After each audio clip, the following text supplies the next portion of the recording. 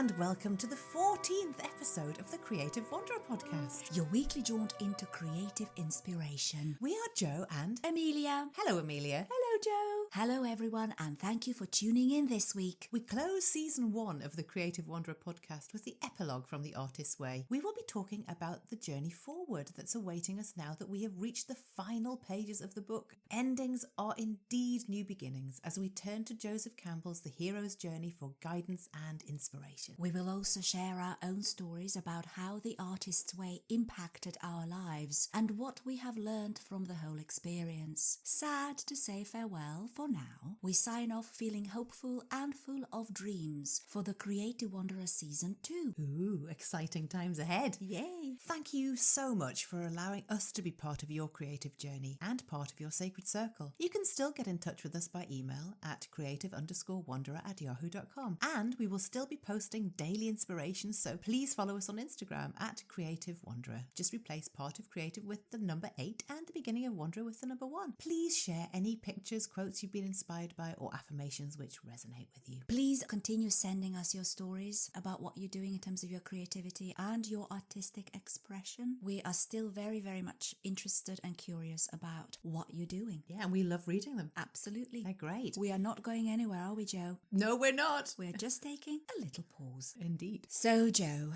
this is the final episode of our season 1. And I'd like to know, how did you find this journey? The journey that you and I went on not only once, but twice. What were your discoveries, your ups and downs, your synchronicities? It's been fantastic. Let's just say that from the get-go. When I began the journey the first time round, I had 2 conflicting emotions. One of extreme excitement. I was so looking forward to finding out what was going to come out, how my creativity was going to be discovered and recovered. I was giddy with excitement, as we both were. But my goodness, I also had that feeling of being daunted by just how much work was going to be needed from me, you know, with reading, doing the morning pages, the tasks, the artist's day. 12 weeks of it, that felt like a long time. But it went by so quickly, didn't it? Oh my goodness, it was gone in a heartbeat. And it was so wonderful. Yes, it was challenging in many, many parts actually, but that just added to how much I was getting from it. The whole experience has just been tremendous for me.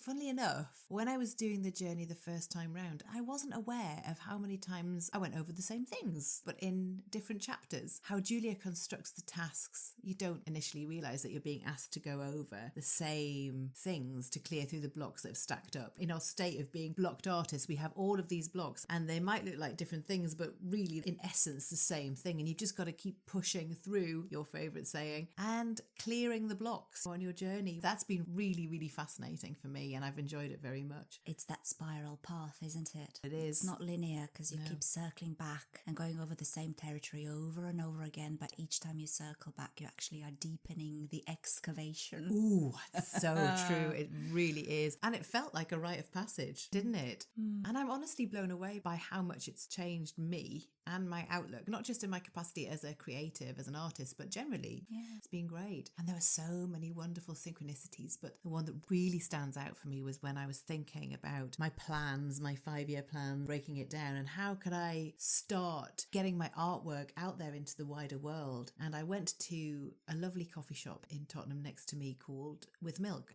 And as I went in, I saw there was some art on the wall and I thought, oh, I wonder if this is a local artist. And I said, I'm an artist. I was wondering, can you rent this space? And they said, you don't need to rent it. Every month we have a different artist and you can sell your work here. Could you do it for December? And I was like, yes, I can. And I did December and January and it turned out to be a really successful thing. And I'm back there in June and September this year. So it's really exciting. And that was synchronistic. It was instant manifestation, really, wasn't it? I'm so excited. What I've continually enjoyed to do are the morning pages, though. Yes. They're now a staple of my life. I find them super healing. Even if sometimes I'm hollering on them and I'm ranting and I'm moaning and I'm just splurging it all out onto the page, I still find that ritual of writing that I really love. I tell you what has happened though is now when I hear the muse call, I can't ignore her. So when I have to paint, I have to paint, no matter what, actually. And I no longer feel guilty about it. I was feeling guilty about it for a while, feeling that I had to drop everything and do it. But now I just think, no, it has to happen. I can't feel guilty about going, you know what, this lunchtime, I'm going to down tools and I'm going to just pick up my paints and just go for it. Because if I don't do it, I feel trapped. I start to resent that I'm not able to do it. So that's a really important learning curve for me, to understand that I've just got to do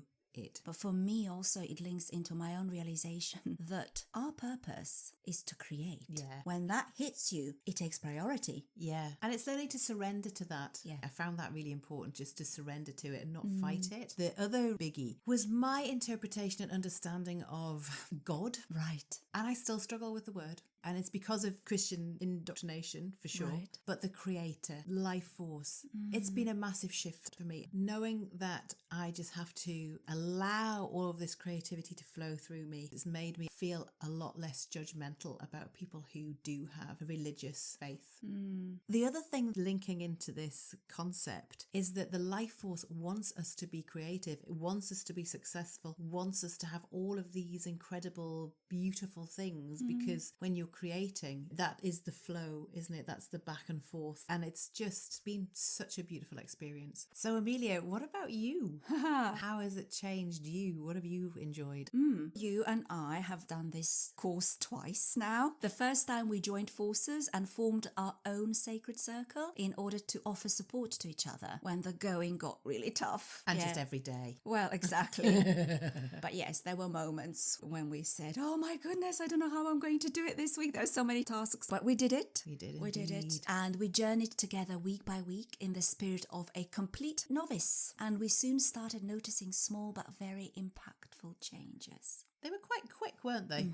Yes. Once you aligned with your creative purpose and you're chugging along on that road, recoveries and discoveries and synchronicities are really miraculous. Yeah, they do feel that way. And they happen very fast. Yeah. Our second journey was one of sharing the elixir, the actual what we've learned, through putting ourselves out there and sharing our love of Julia's book with the world. Yes, it's been wonderful. Yes, despite our doubts and insecurities, and despite the fact that we'd never done that prior to embarking on our podcasting journey, we just bit that bullet and we went for it. Yeah, indeed. So my biggest breakthrough happened by diligently writing my morning pages and not missing out on a single day. Goody two shoes. Thank you. Do you know what? It wasn't easy. No. I thought something that simple cannot be so life-changing. And I thought if I managed to do that for 3 months, that will be a win. But wow, what an underestimation of Julia's work. Soon my life started appearing brighter and I had a spring to my step. Lovely. And I've also recovered and regained a remarkable fluidity and ease of writing. Great. I do not procrastinate anymore or come up with an arsenal of excuses as to why I'm not ready to write. Because there are so many, aren't there? Oh my gosh. I used to have to be in a writing mood. Oh, yeah. Or my space had to feel just right.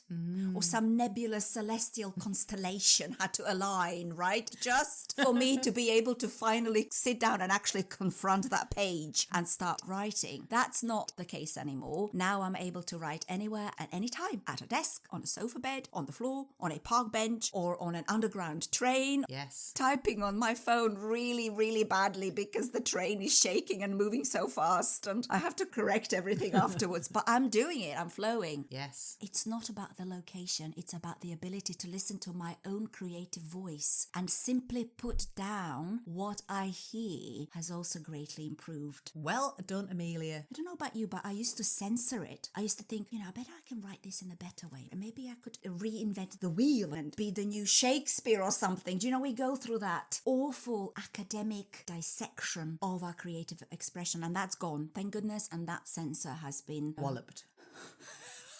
Wallop that censor. I wanted to say perhaps silenced.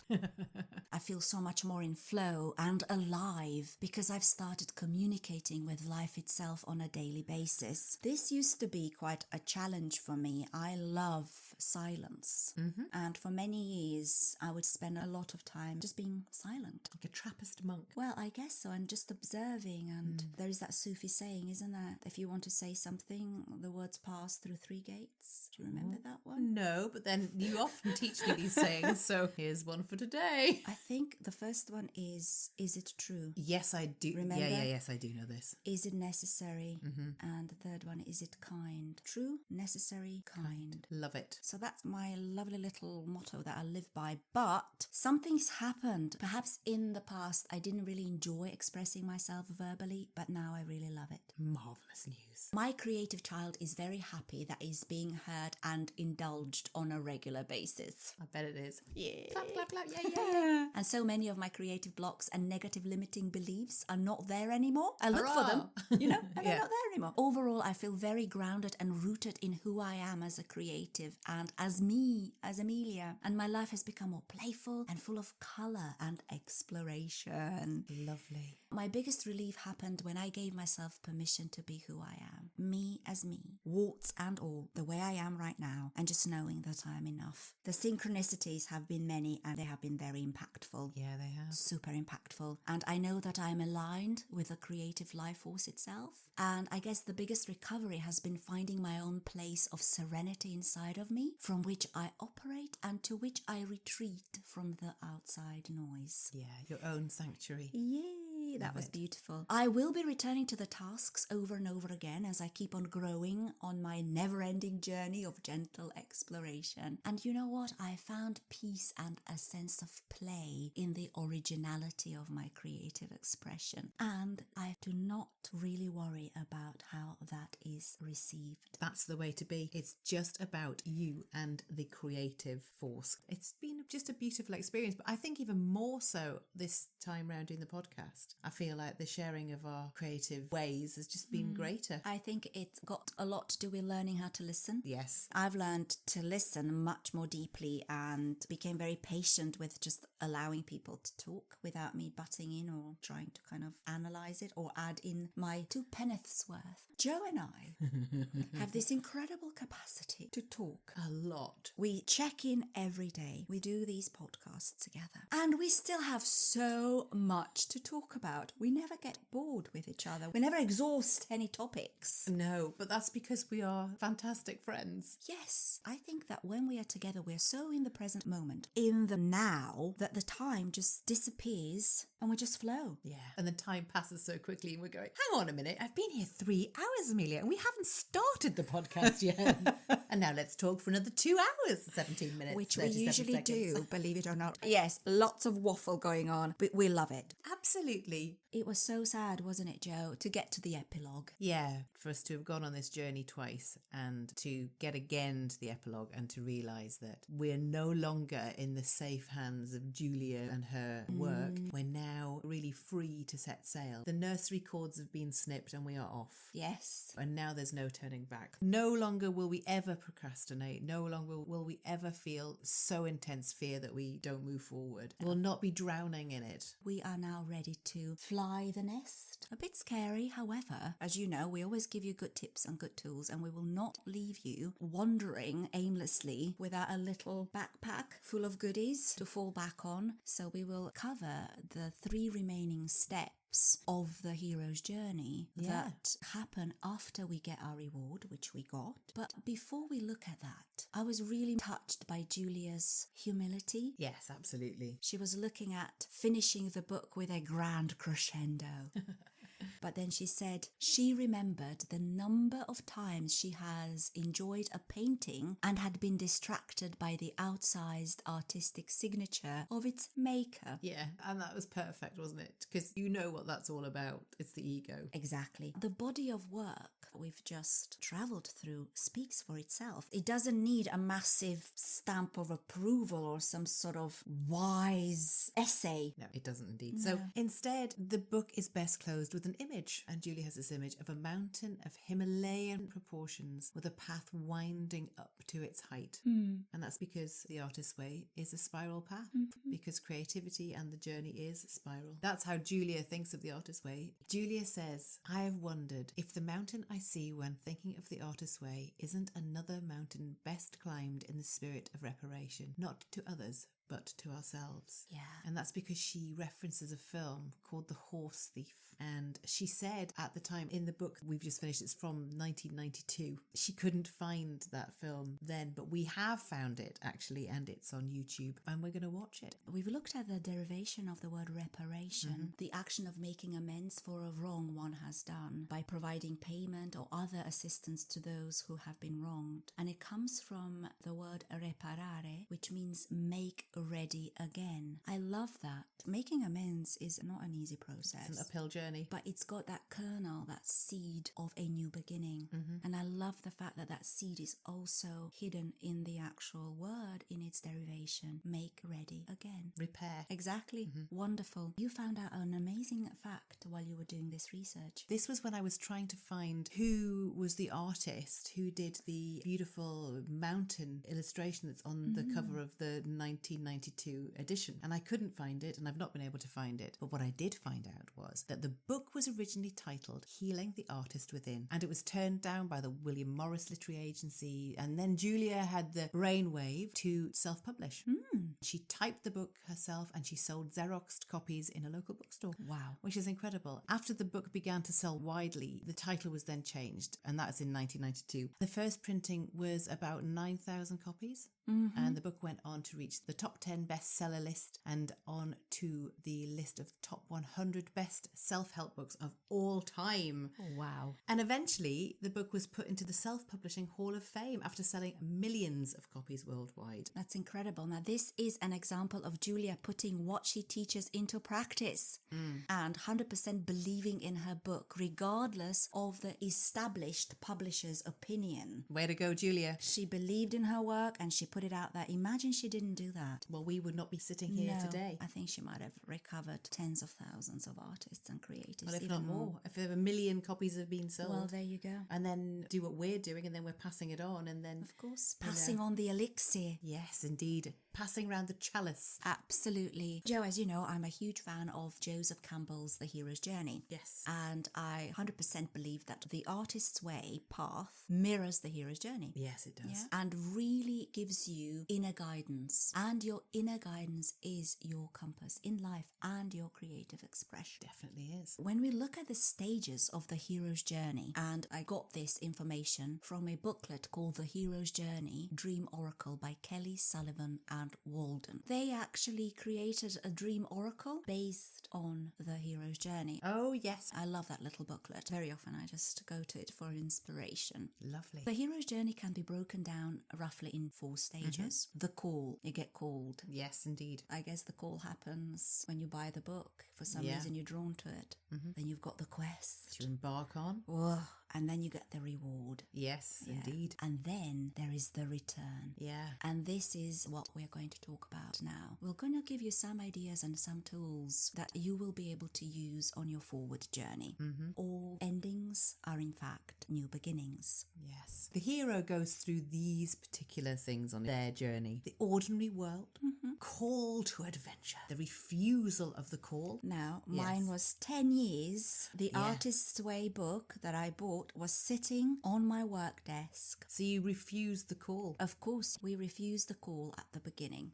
And I knew if I started on my own, I wouldn't be able to do it. So I called up Jo and I said, Jo, I need an accountability partner. Please help me. Definitely. So then we get to meeting the mentor. And the mentor, of course, is Julia. And once you're with your mentor, it is actually, interestingly, a 2-way conversation. Even though she is in a book, that conversation that we were having every day with her was just wonderful, wasn't it? And I did feel completely supported by her as a mentor. Absolutely. And then the deeper and deeper we journeyed into the Artist's Way, we stepped from the ordinary world and we crossed the threshold into this exquisite world of recovery and discovery. That's true. In fact, Julia tells us at the beginning that we will reach a point where we don't want to continue, we want to stop. And that, in the hero's journey, is the belly of the whale. Well, that's also known as the dark night of the soul, which I actually did go through second time round on this journey, and it was horrific. Jo has helped me, and I actually got the whale to spit me out.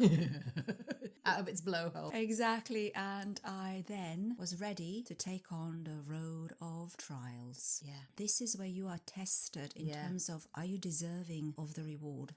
Are you really committed to this journey? You are getting trialed and tested. Yes. This stage tests you because when we journey back after the reward, we cannot leave what we've found out. We cannot leave the new self that we uncovered and discovered back in that world. We need to bring it with us. And this now tests us. How much do you want the new self? What is your level of commitment?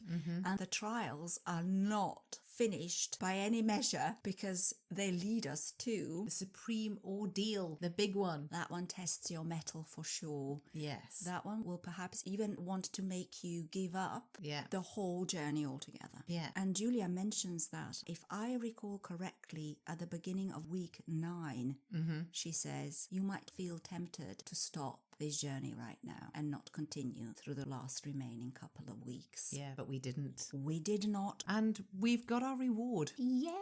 Haven't we? Just as a little reminder, realize that you are the prize, and we revel in the view from the summit we worked so hard to climb.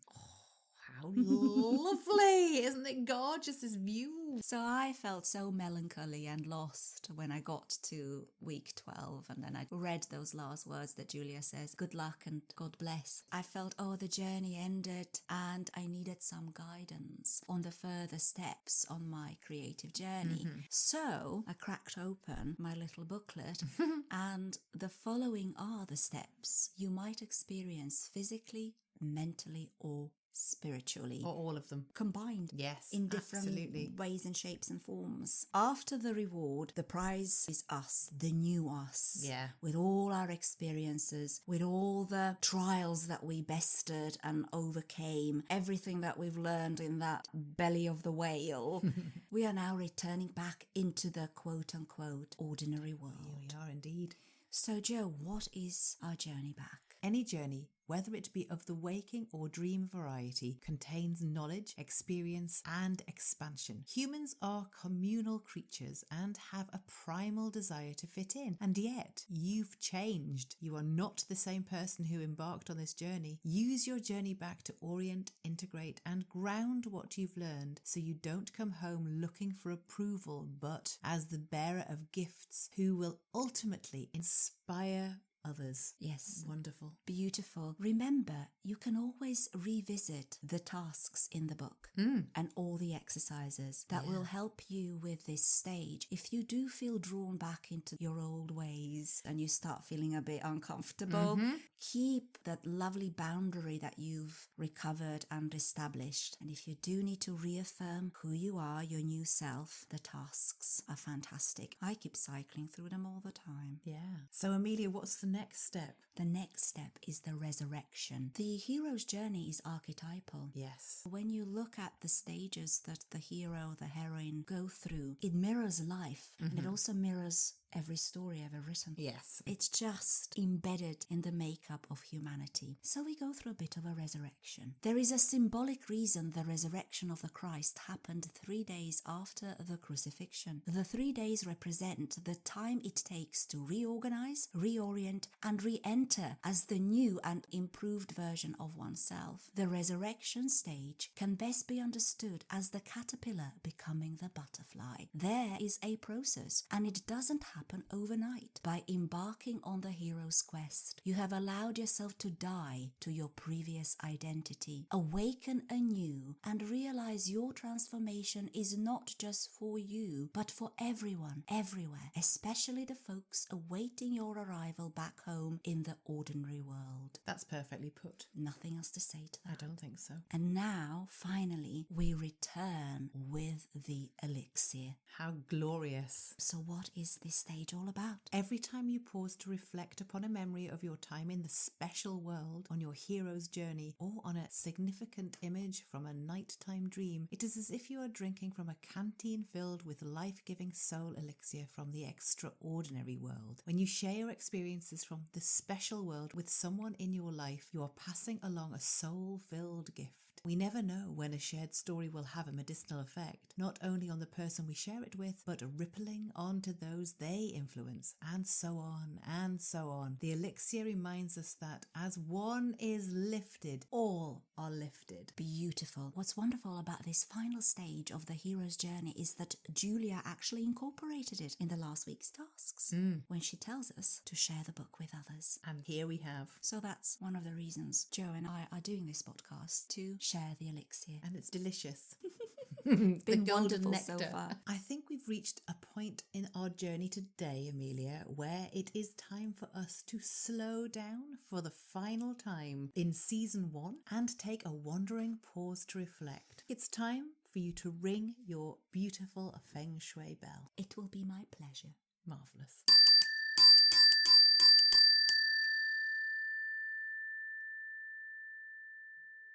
And breathe.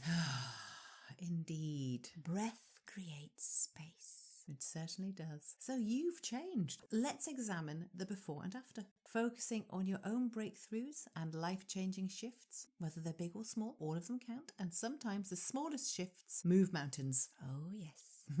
Think about you at the start of the artist's way and think about you right now. Change is felt in the body as well as in the mind, but also on a spiritual level. What are the changes you feel in your body? What are the shifts you feel mentally? Are there any limiting beliefs that are simply not there anymore? Have you overcome any creative blocks, addictions, toxic patterns of behaviour? Have you deepened your connection to the life force and the divine? Have you started acting from trust and acting on synchronicity? What lovely things to think on. Yeah, this is now your opportunity to reflect on the final 3 stages of the hero's journey and see what has changed for you. Hopefully like us a lot. I'm sure it has. And the biggest change for us, of course, after finishing it the first time round, was embarking on the podcast. So not only did the Artist's Way journey mirror the hero's journey, but our podcast journey mirrored the hero's journey as well, and the Artist's Way. It certainly did. It's been full on, hasn't it? 2 things going on in parallel made me realise that actually any creative action or creative product also mirror these stages. Absolutely. So Joe and I acted very quickly on our intuition, and we just got on with the planning of the podcast season, didn't we? We knew we just had to keep that motion in flow and going and not allow any doubts that would crop up here and there. And funny enough, quite a lot of them cropped up from other sources and other people sometimes, not us. We really rooted into trusting our intuition and synchronicity. We had never done it before, and we actually learned on the job. Yes. We are delighted that we have created this podcast and that we are able to share the Artist's Way elixir with anyone who embarks on this journey. The episodes are here to stay, and we are very proud of our work. It's raw, I guess, rough around the edges and not perfect. A bit like us, Joe, and a bit like life itself. Yeah, I guess so. When Amelia asked me to do the podcast with her, I really didn't have a Scooby-Doo as to how much work it was going to take. I really didn't. And honestly, it's been like having another full-time job. Yes. But it's been a wonderful process. And doing the podcast has really expanded my creativity even further. And it's given us so many other skills, ones that I certainly would not have gained had I not done this. Getting together with Amelia every evening over video calls and plotting and planning each episode and then recording together. We have had an absolute blast. It really has been fantastic. And that's the main reason why I've loved this bonkers journey. Yep. You know? And I can't believe it's happened so quickly. It feels like only a moment ago we were recording the trailer and here we are now. The final episode of this first season. What a journey and what an experience it's been. It's been fantastic. So I hope people have found comfort and inspiration in our episodes and that they will tune in to season 2. What's wonderful about this season is that it will be there forever and it's timeless. It is. Absolutely. So please share the elixir, share our work. Please do. Wow, Amelia Ellen, for the final time this season, I see the inspiration station right ahead. Oh my We're lord. going to have to pull in. Toot toot! Wow, I am getting a bit emotional, I must say. I'm realising the penny's dropping now that we are winding up this last episode. And why don't you, Joe, tell me what inspired you this week so I can compose myself in the meantime? I certainly will. So this week I was inspired by a beautiful poem called The Journey by Mary Oliver. How apt. Indeed.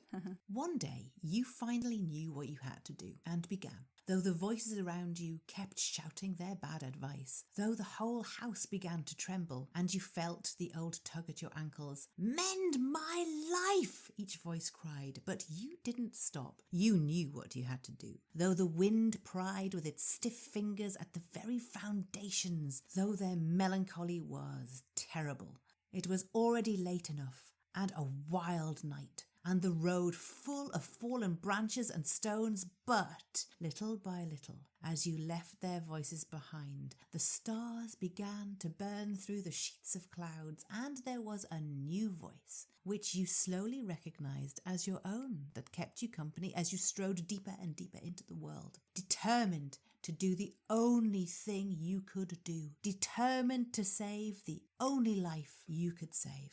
How wonderful. It really mirrors this whole journey, doesn't it? And the hero's journey. I was blown away by it. I came across it by complete accident. Such a beautiful poem. So, Amelia, what has inspired you this final week? Wow. So as I was researching the hero's journey and trying to distill the gold nuggets of wisdom, as I call them, the pearls of wisdom, I came across Rainer Maria Rilke. I chose this little quote because it speaks to who we are right now after we've made this journey. Lovely. And I guess it also speaks to the quality in us which prompted us to take this journey, because I don't think everyone can walk it. I think many are called and few are chosen. This is what he says again and again. Some people in the crowd wake up. They have no ground in the crowd, and they emerge according to broader laws. They carry strange customs with them and demand room for bold gestures. The future speaks ruthlessly through them.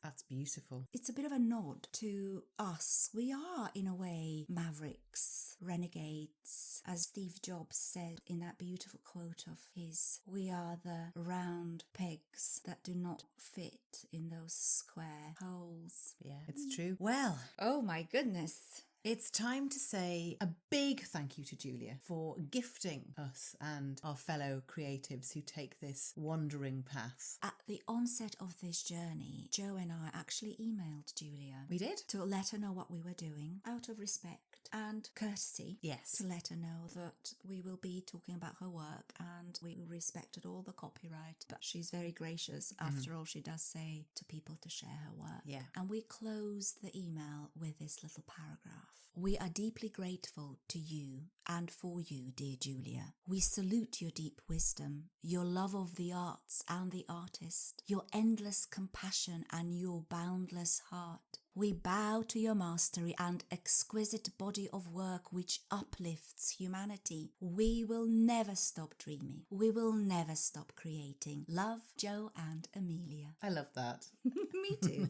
Well, can you believe that we have come not only to the end of this episode, but to the end of our first season? That's quite incredible. Wow. This has been a real joy to record with you today. Yeah, I loved this episode. It's been great. So, Amelia, shall we tell them what's coming up in season 2? Yay! We are not going away. Just taking a little bit of a break. Yes. So, our dear listeners, now is the time for the big test. We will be walking the walk and talking the talk and doing as we preach, based on what we have learned on our Artist Way journey. Creativity is all around us, and we are interested in exploring different types of art and creativity the people in our lives are engaged in. Very often, a lot of our family members, friends, colleagues, and acquaintances are artists and creatives on top of their day jobs. And we will be interviewing our fellow creatives, finding out what makes them tick, about their creative process, what inspires them to create, and what encourages them to keep on going when the going gets tough. So, as we are winding down our creative wanderings and steering our ship into a safe harbour for a well-deserved rest, we wish you all fair winds and following seas. Keep on creating, our dear fellow travellers, and watch this space. Thank you for wandering with us, and remember to always be on the lookout for the presence of wonder, a favourite quote by E.B. White. see you next time.